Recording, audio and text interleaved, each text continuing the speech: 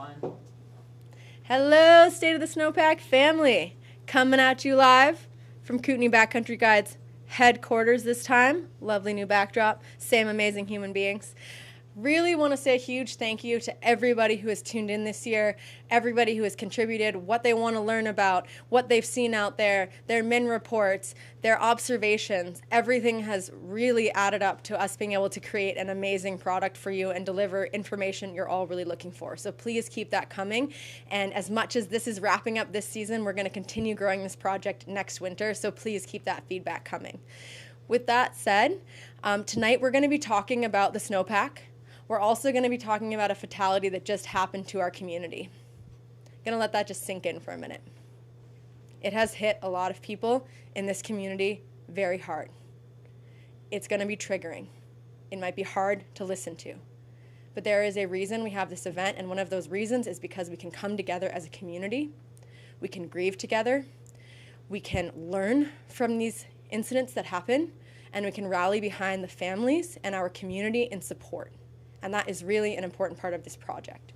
But I want you to know that we are going to be talking about it. It is going to be really sensitive and hard for some people, and we are here to support you in any way we can. So reach out if you need support.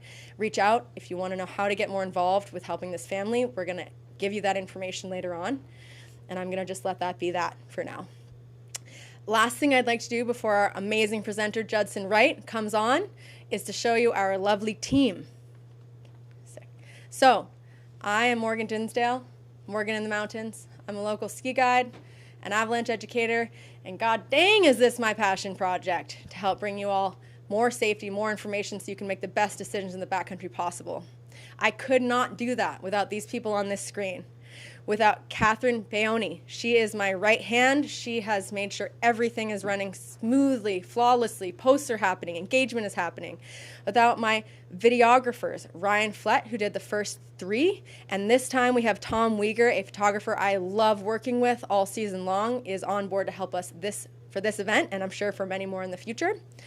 We've got Judson Wright, our speaker tonight, who's an ACMG guide, a local Kootenay man, owner and lead guide of Kootenay Backcountry Guides, which has turned into like the most amazing avalanche education resource school center this year in our town. And we've got Shane Hainsworth, who is our live streamer, making this look so dang sweet online.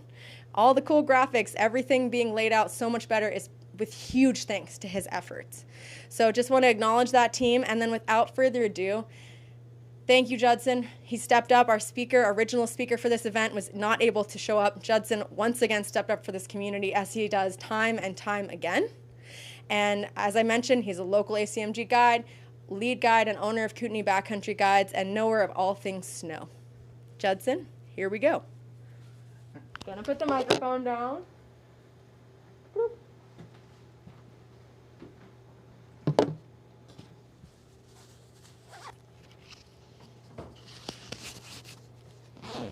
All right. How does that sound, Shane?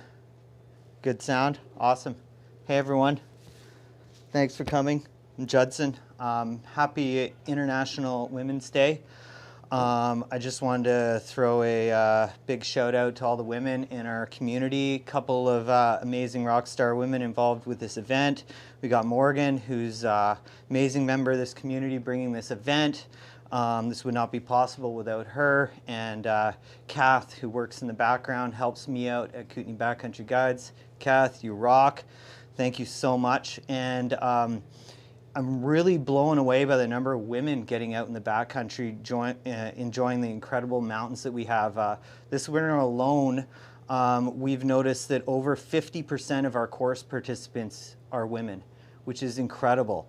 I would say that kind of one of the biggest trends in the backcountry currently is women getting out there in the backcountry. And so just super great to see that. This year the Women's Day International theme is Choose to Challenge. And challenge is a word, a challenged world is an alert world. It's a world where everyone knows what's going on. And what we've seen is the world become more alert and challenge the status quo. So from all over the world, there's been events going on, bringing things to light. in the community, and women have been a massive part of that. So collectively, we can all help to create this more inclusive world. Us at Kootenay Backcountry Guides, we choose to challenge. I one day hope to see a guides room with equity, with equal representation of women and men.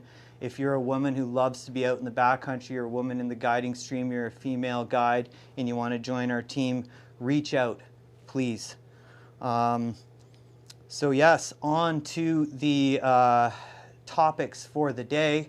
Unfortunately, yes, Buff could not be here, so I am the B material for the evening. So I was working on getting out of my snowplow this week for this event, and I successfully did get past the snowplow phase of my life, which was great. And so I was allowed to come on and do this episode here. So first, we'll start off with a thank you to the community, talk about a recent avalanche incident, go through a bit of a mailbag,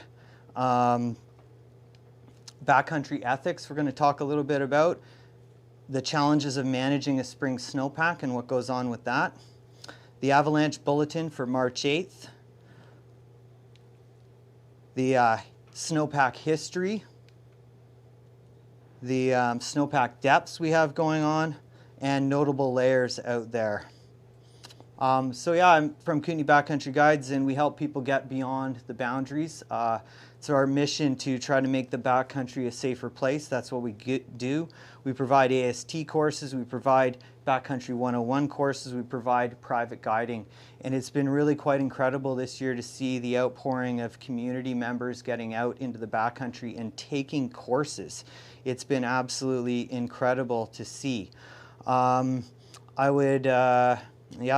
So disclaimer, the information I present here, a lot of them are my own observations to the best of my ability. Some of it's coming from Avalanche Canada, other sources. This presentation and the stuff we do here, it does not replace actual avalanche training. So please sign up to a course in the future, get yourself educated. And what you do with the information I present here is your own responsibility. Use it responsibly. And none of this is obviously meant to replace any actual training that is out there. This is to supplement it, to help the people out there who have the training. Take a course, continue to educate yourself. The learning in the mountains never stops. So thank you to our community, our amazing mountain community here of the Kootenays. I saw Buff do a video there for Kootenay Lake Tourism, and he mentioned that the people of the Kootenays have the highest rates of avalanche education per capita in the country. That's absolutely amazing. This winter, I did more teaching than I have ever done in my life. I essentially moved from being a guide into an avalanche educator, and it was unbelievable to see the skill sets that people were coming into our courses with already. They were amazingly trained, and I learned so much from the community just by teaching. I felt like I got to another level of understanding of what was going on in the backcountry. So people have dedicated themselves to learning like never before, and I just want to say thank you so much for that. Now on to some serious stuff.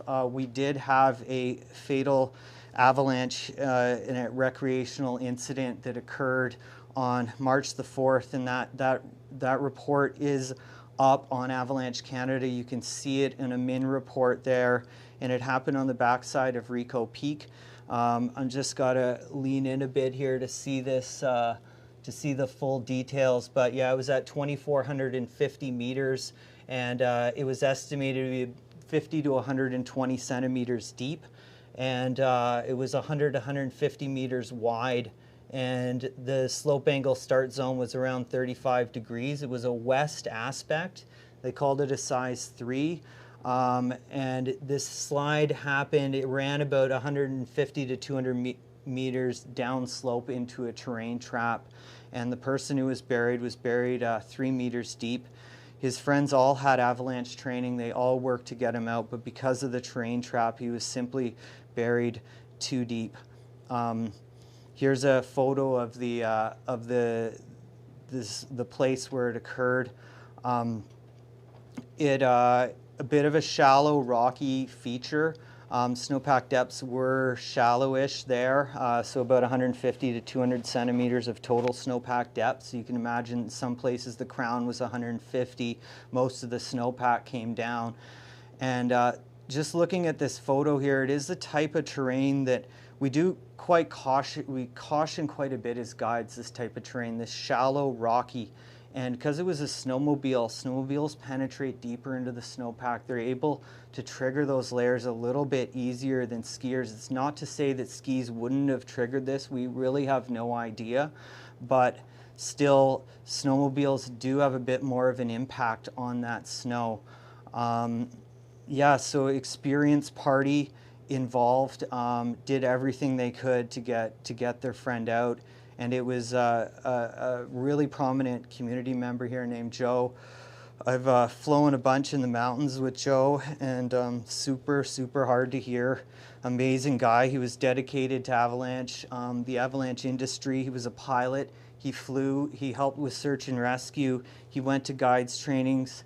This guy provided me with radios for my company. Joe LeBlanc, we're going to miss you, man. That's all I got to say about that. And there is a GoFundMe campaign, so you can scan this with the Scan Me here right on your phone and go straight in there to help his family out, because they need help right now. And yeah, our community is reeling right now. Super challenging time. I just want to say too, we're so very fortunate to be where we are. You know, we acknowledge that we exist on lands of the territory of Kootenay. I try to say that correct, Kootenay. And people from all over the world are currently in various states of challenges and lockdowns and health and everything. In many of our communities, people in our community can't afford to do the sport that we do, that we talk about out here. So we are a privileged few. They can't afford the latest skins and the carbon fiber skis and the expensive snowmobiles. So I just want everyone to just take a moment to reflect on what you value and how fortunate you are to live in such a place. We cannot ever take access to what we have for granted. So the photos here that I'm going to show you, what we can just sort of silently reflect, are all taken by students of ours this winter, all people who got out there and were able to embrace the backcountry and get to feel that amazing feeling of connection with the earth that we get to have.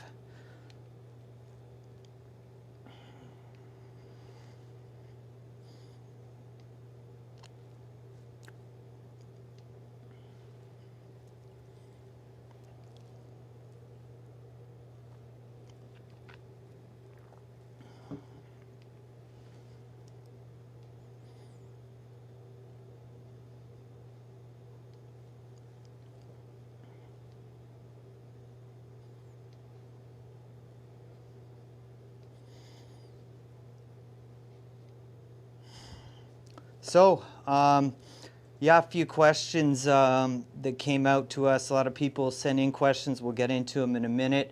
But a bunch of them were about backcountry ethics, and people wanted to bring people up to speed because there's been a lot of new users, a lot of experienced users out there, lots of discussion about backcountry ethics.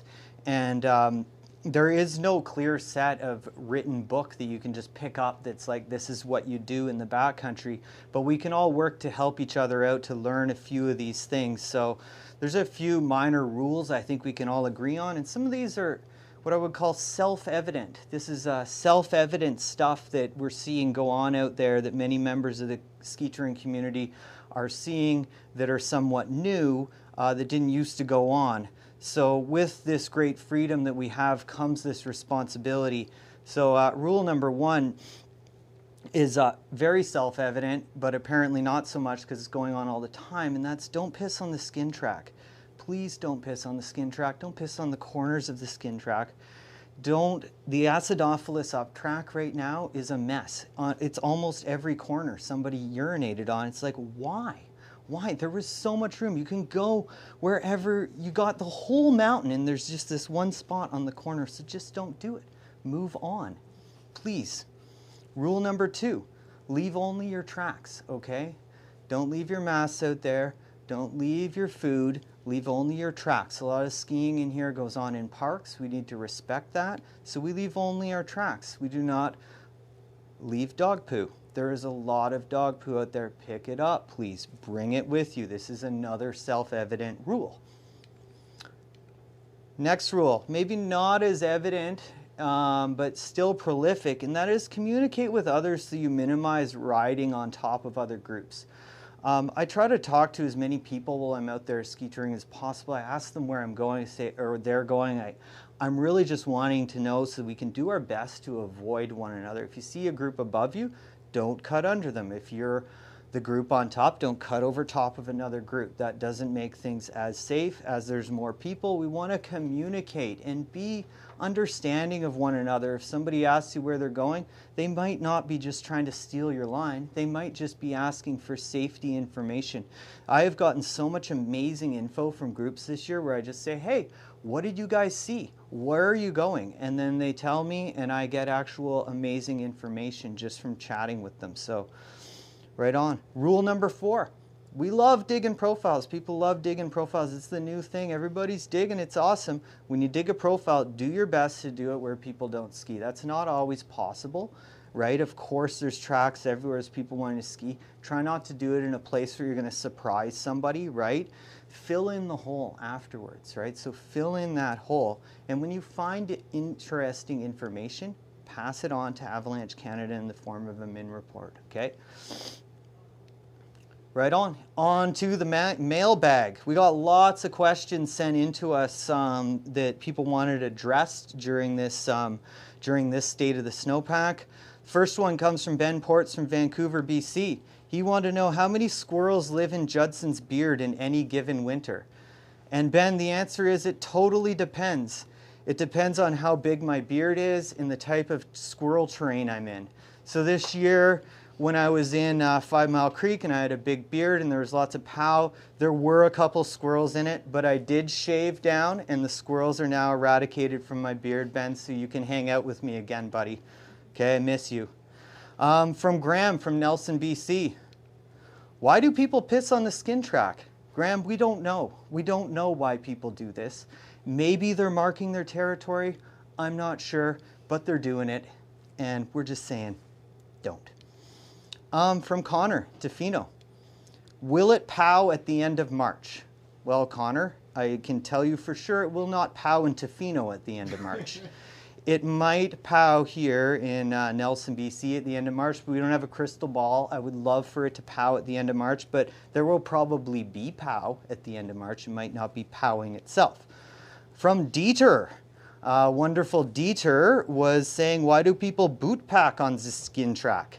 So I don't really have an answer for that one either, but if you do go over to Mitchell Scott's Instagram page, he has a really awesome video talking about boot packing on a skin track that's super interesting and fun. And Will from Salmo wants to know, is my good flannel dinner jacket good enough for protection in the elements in -20? And the answer is that your Salmo dinner jacket is not good enough in -20. You need 3 Salmo dinner jackets. And you do need an Arc'teryx dinner jacket as well. And then Diana from Roslyn wanted some focus on Roslyn, which would be good. I did reach out to a bunch of people in Roslyn, and it was the last few episodes I was talking about there's quite a bit of problems going on in the lower snowpack in Roslyn. From the people that I know there, the guides that I've talked to, things have improved quite a bit, and they were rating the hazard before this big warm-up and now more in the low range, and it seems like things are pretty equalized over across our regions.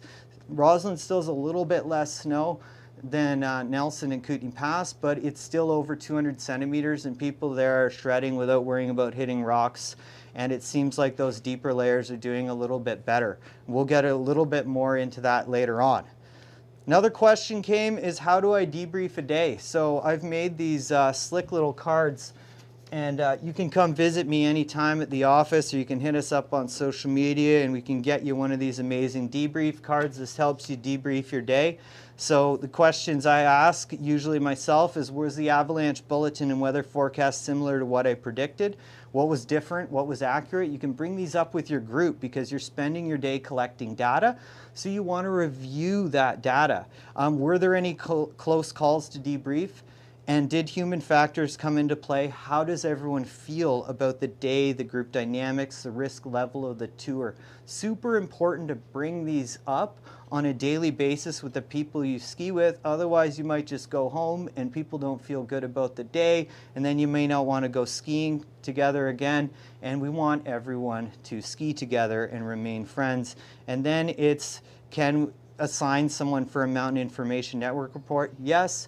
Definitely put those reports out when you find relevant data. We don't need the min reports sprayed with just, I had good POW, great day. More like, what data, do you have relevant data that you can share with Avalanche Canada and other groups? Is the bulletin correct? What was the bulletin missing? Those are the key things. All right, state of the snowpack is spring. So we're going to talk a bunch about spring here. This is the current state of the snowpack. Beautiful days in Nelson, cooler temps up high. We got POW up high. It's spring. It's awesome. I love it. Everyone loves spring. Amazing time in the Kootenays. Quick, before we get deep into snowpack data, I want a big shout out to my friend, Terrain, who I always keep on my side here with my arm around, because Terrain is the answer to your avalanche problems. You know, we love Terrain. So if the avalanche problems are giving you problems, you just phone up Terrain and he just answers it for you. He's like, don't worry, Judd, just stay out of the bad terrain. It's all good. So I feel like I spent so much time with students this winter, and I feel like one of the things that they want is they want to learn how to dig. And I think that they kind of sometimes want to like cheat the bulletin or maybe get around it, or are you going to dig a pit to prove it wrong?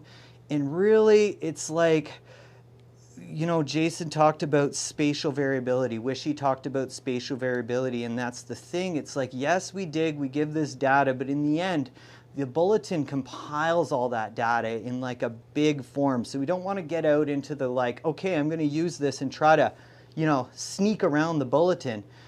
It doesn't work that way. So the snow's always in a state of flux, but the terrain never changes. It's your friend. So use that terrain and understand it.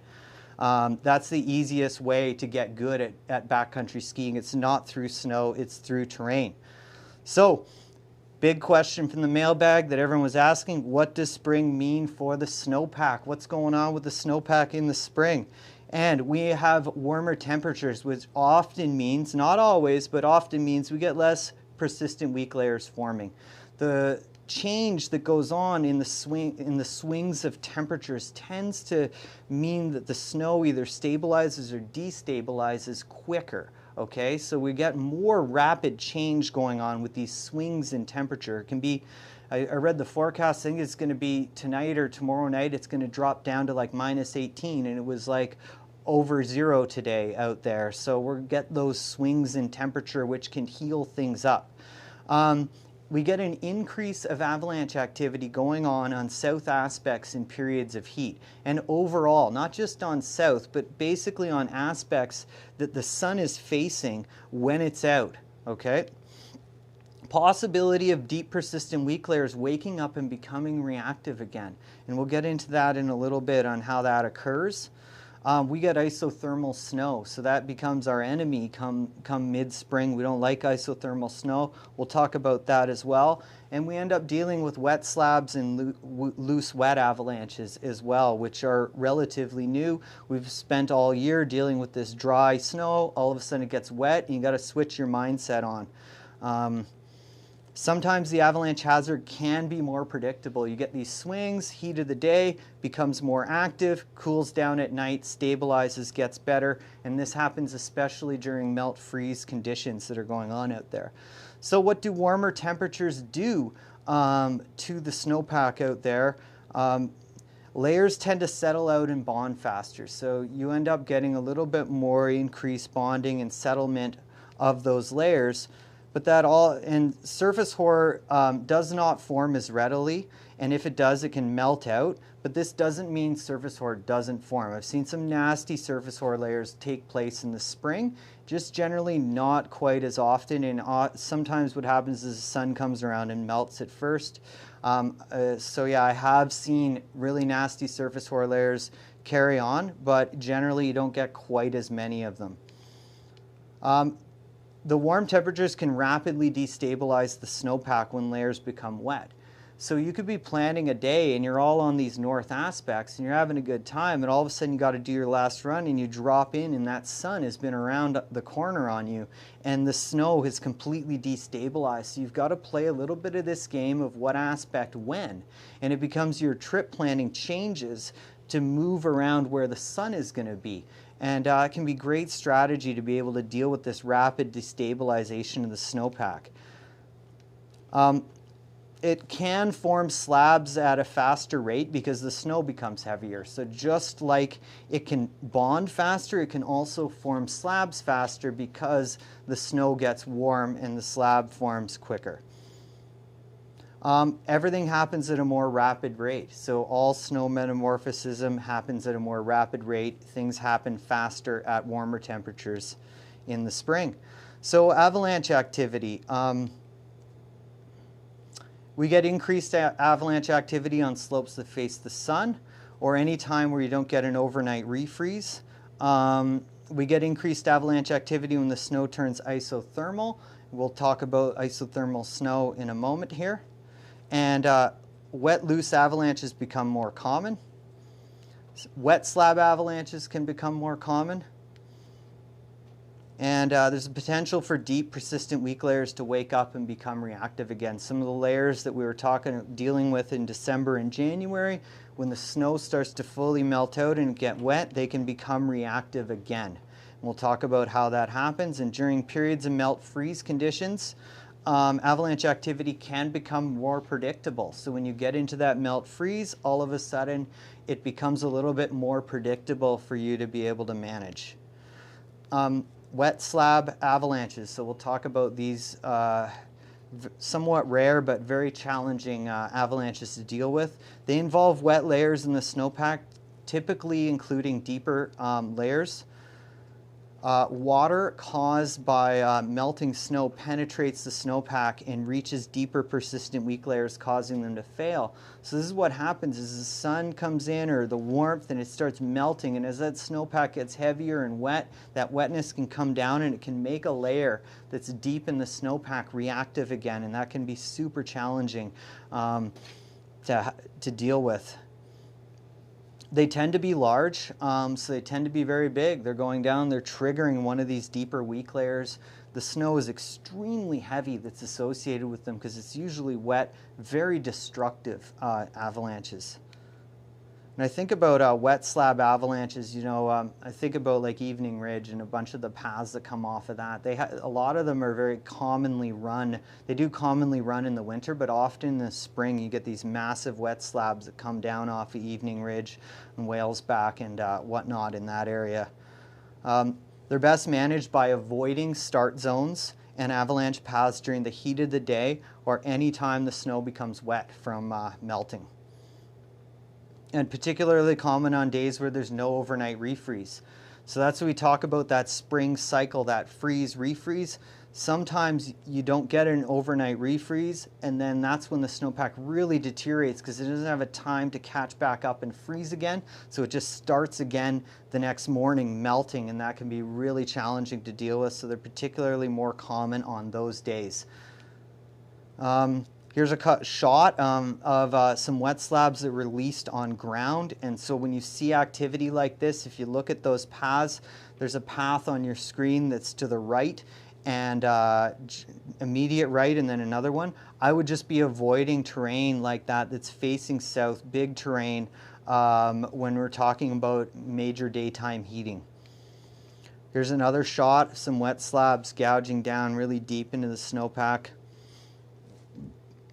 So then we have our loose wet avalanches, which can surprise people quite a bit.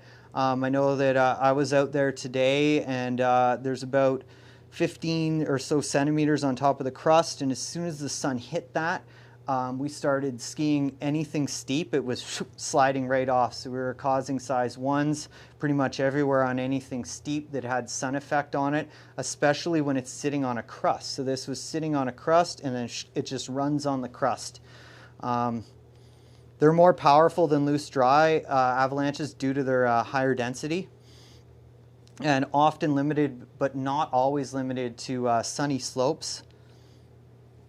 They're commonly confined to the warmest part of the day, and best managed by avoiding snow that's become wet from daytime heating, rain, lack of overnight refreeze.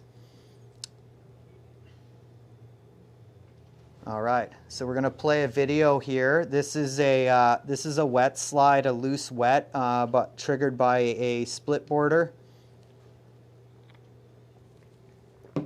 And this fellow was downhill skinning, it looks like, with some type of pole axe in his hand. You can see he's got his skins on.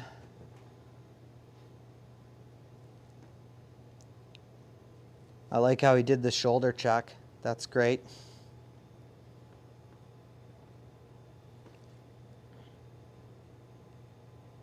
Classic loose wet, size 1.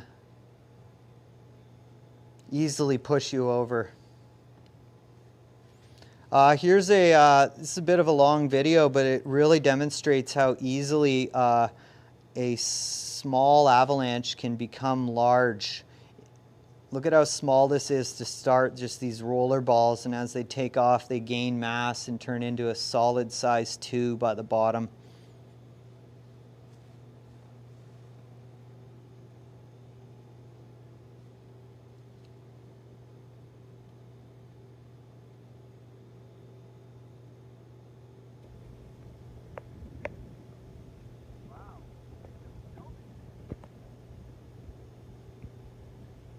Yeah, it's going to run a long way.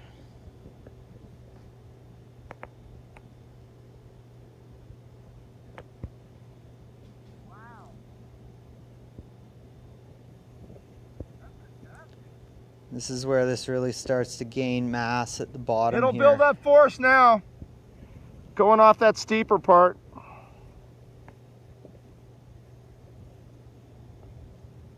What these slides do is they just pick up a little bit of snow, and then that snow grabs the snow below, and it just continues to gain mass as it goes down the slope. So what is isothermal snow? So it's when the snow all becomes the same temperature, and it's usually 0 degrees. That's pretty much the only time it becomes 0, and this happens when the whole snowpack becomes wet. It's super dangerous snow, and it should be avoided. It often happens around rocks or anytime we have extended heat and lack of overnight refreeze. So here's a pretty incredible video of how quickly things can escalate in isothermal snow.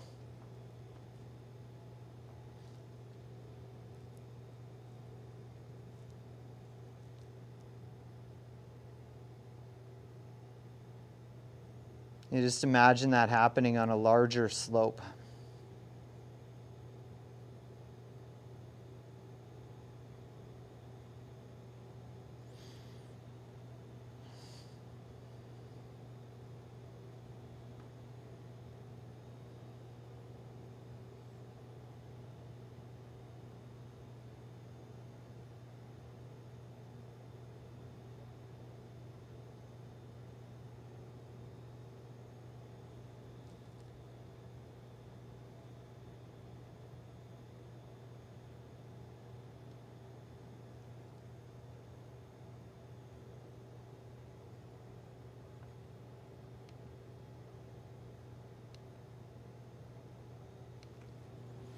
All right, so we can talk now about our season history so far. This is from the Redfish weather plot at 2,100 meters, and this is a snow pillow that just basically gives you the water content, doesn't give you overall depth of the snow.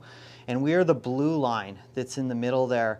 And you can see the green line is last year, so you can see we actually had quite a bit more snow last year at this point, or at least water content going on in our snowpack than we do right now.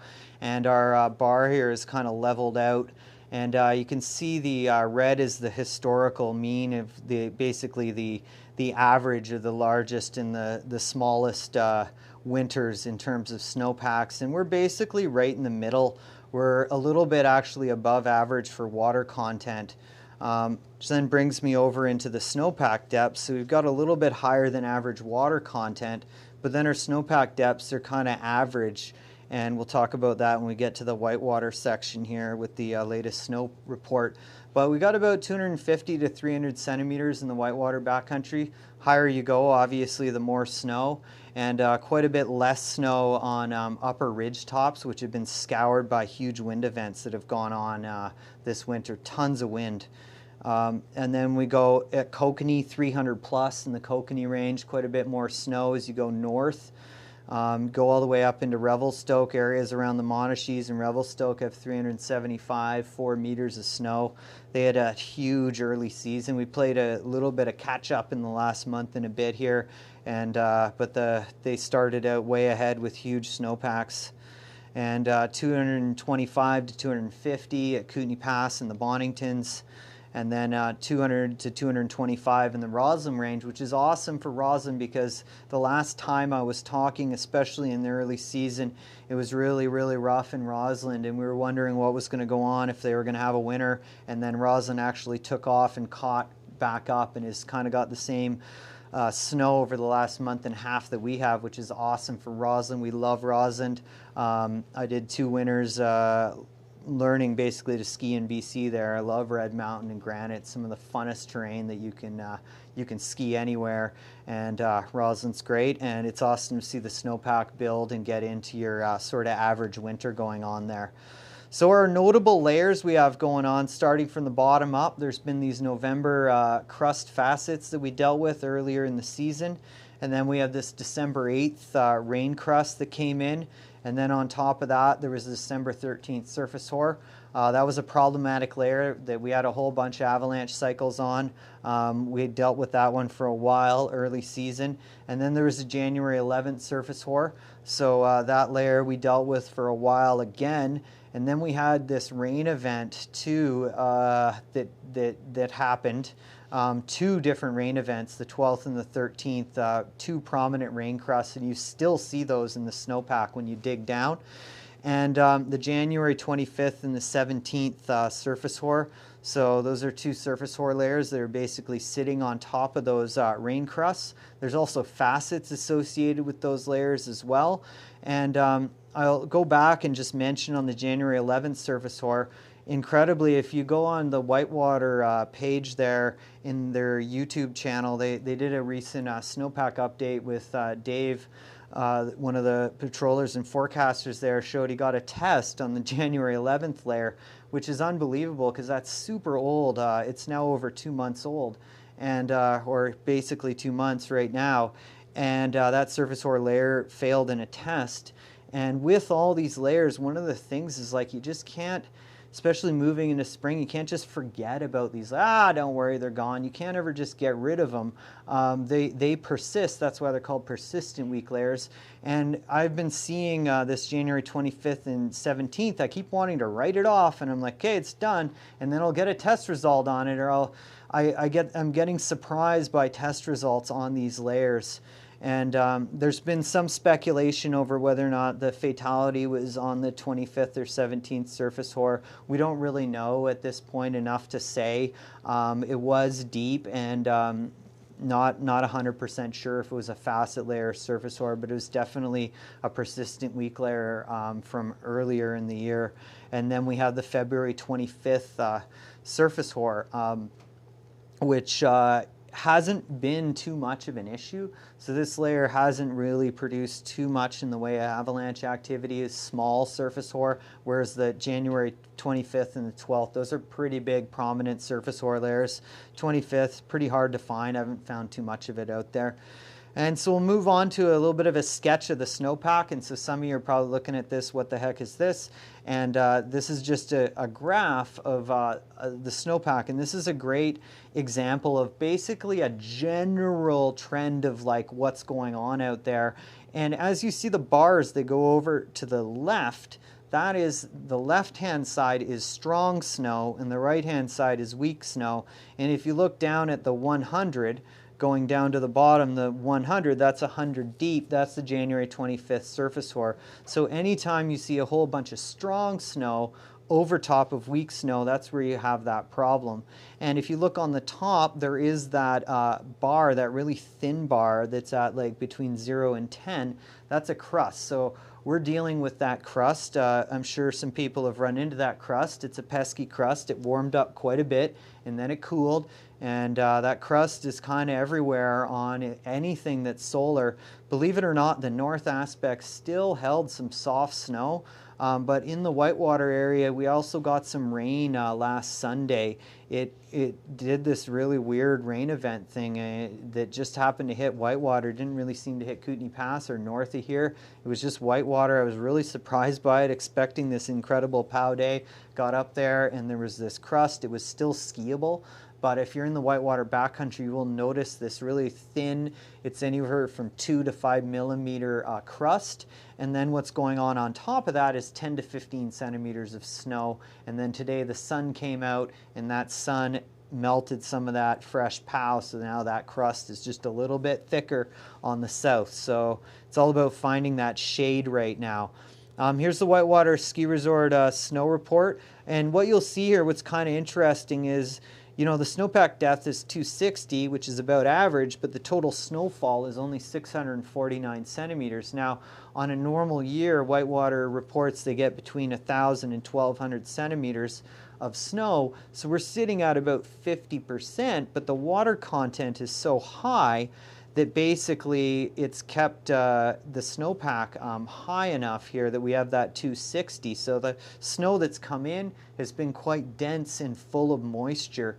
And what I've noticed for this year is it's been a bit of like a feast or famine. It's been like either on or it's off, and often we'll get this POW and then it just warms right up. And that's kind of been a bit of the trend this year. There's also been a lot of wind. There's been so many days where I'm just expecting to get out there and just play, and it's like blasted by the wind. And so again, general trends, you know, climate change, who knows, but we're just seeing more wind and extreme weather, and that might be part of what's going on here with the low snowfall total, with the really high base, is just that water content being higher, wetter snow. If everyone remembers last January, we had about a 3 to 4 week spell where we just got POW for the whole time and it just didn't stop and it was cold. This year, haven't really got that, that spell, but there has been some incredible skiing. I've had some unbelievable runs of skiing here. It's been a fantastic winter so far and super lucky to have been out in it. Here's the Avalanche Canada Bulletin. This is what they're talking about. They're saying today or tomorrow, being Tuesday the 9th, it's moderate, low, low. And so that's indicative of sort of the lack of avalanche activity that we've been seeing going on throughout the Kootenays here. And they're saying lingering wind slabs are the primary concern. Watch for denser, deeper drifts near ridge crests or rollovers at upper elevations. Avalanche Canada Bulletin, March 8th, 2021, wind slab problems. So that's the main thing at Alpine and Treeline, and they're saying it's mostly on the north from the west going over onto the southeast, and basically up to size 1.5s they're calling, and it's possible to trigger them. And you can see if you look back on the trend, it looks like they're saying it's going to get better to 3 times low by Thursday. Low does not mean that there's no chance of an avalanche. You can still trigger avalanches in low as well. And then the bulletin summary, so our avalanche summary, they're saying on Saturday, operations reported ski cutting, small size 1 pockets and storm snow. Observations also reported loose dry sloughs and the new snow on steep terrain. And I'd say, yeah, for sure, anytime a new storm falls on a crust, you end up getting more loose dry problems because they run and slide on the crust. And then anytime you get a slab on a crust, same thing, they tend to run a bit further and gain mass. So they're saying during last week's warm weather, a large size 2 slab avalanche triggered naturally on a weak layer of facets near the ground and shallow snowpack on the east side of the region near Apex. There was a really interesting, if you dig back in the min reports, there's a really large avalanche, deep one in around Apex about 3 or 4 weeks ago. Really shocking. And then snowpack, they're saying up to 20 centimeters of new snow accumulated over the weekend. It seemed like a little bit more snow fell down at Kootenay Pass versus the Whitewater Backcountry. And yeah, we just covered all the layers as well that are going on out there, so we won't read too much into it. You can read up on the bulletin on your own time and get a good sense of what they're talking about there.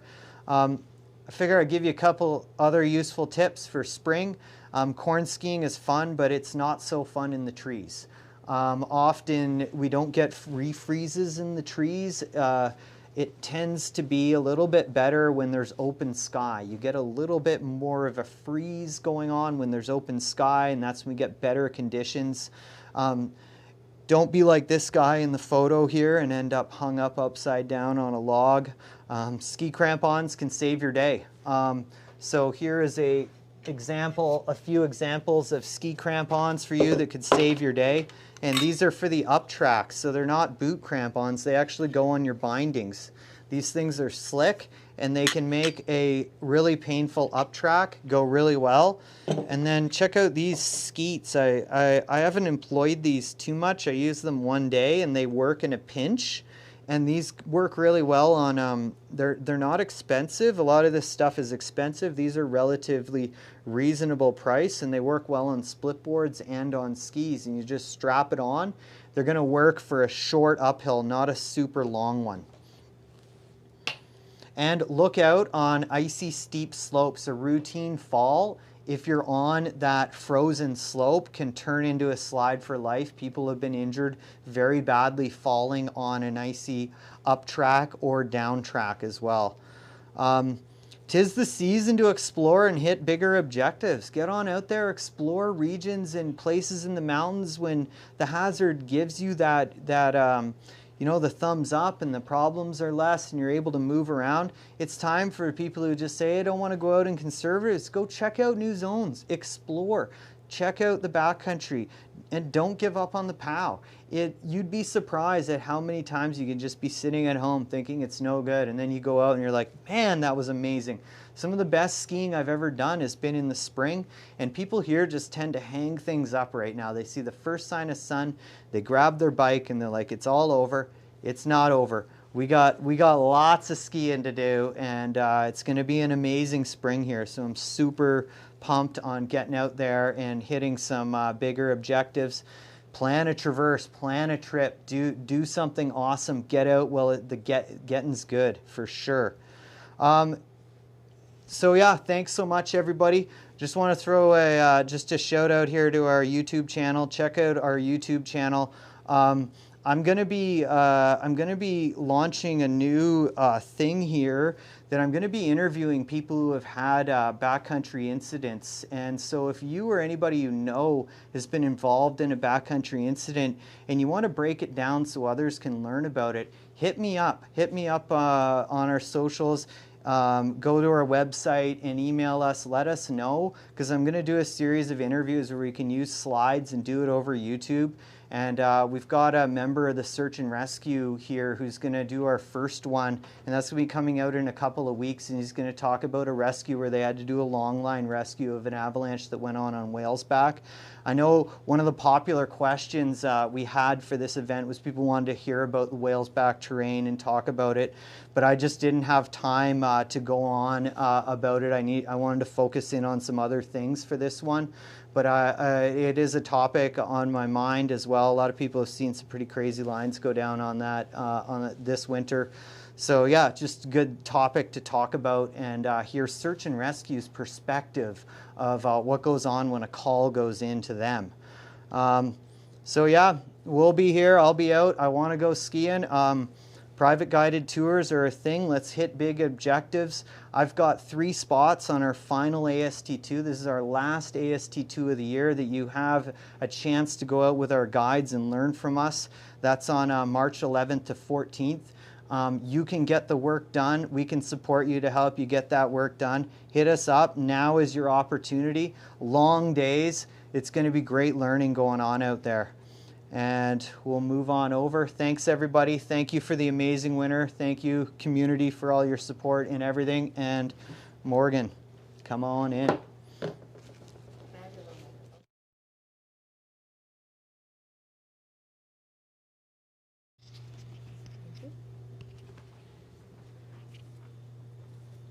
Okay, everybody, big thanks again to Judson. He has done 3 of our 4 events this year. He is the State of the Snowpack Kootenay's rock star. So grateful to him. So grateful to my entire team. And something I really want to share is that we're going to scale this project in a massive way.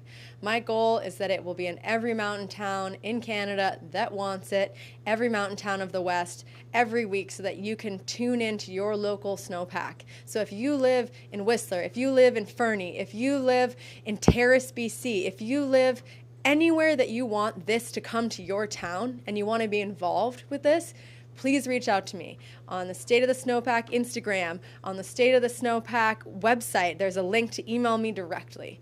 I want to work with you, and I want to bring this to your town. And I'm so grateful to get to share it with the place that I live, with the Kootenays, and I'm so grateful for all of you watching, because everyone who's tuned in, I know there are people tuning in on the coast, there are people tuning in on the east, there are tons of people tuning in from this local community, and that has meant everything. And I'm so happy that in a season where we've seen more people in the backcountry than ever, our community has rallied to try and keep people safe and to be together as a community. And I think that is just freaking rad. So thank you guys so much for a great year. Can't wait to see you next season. Be in touch. Stay safe. Play in the spring POW. Bye, guys.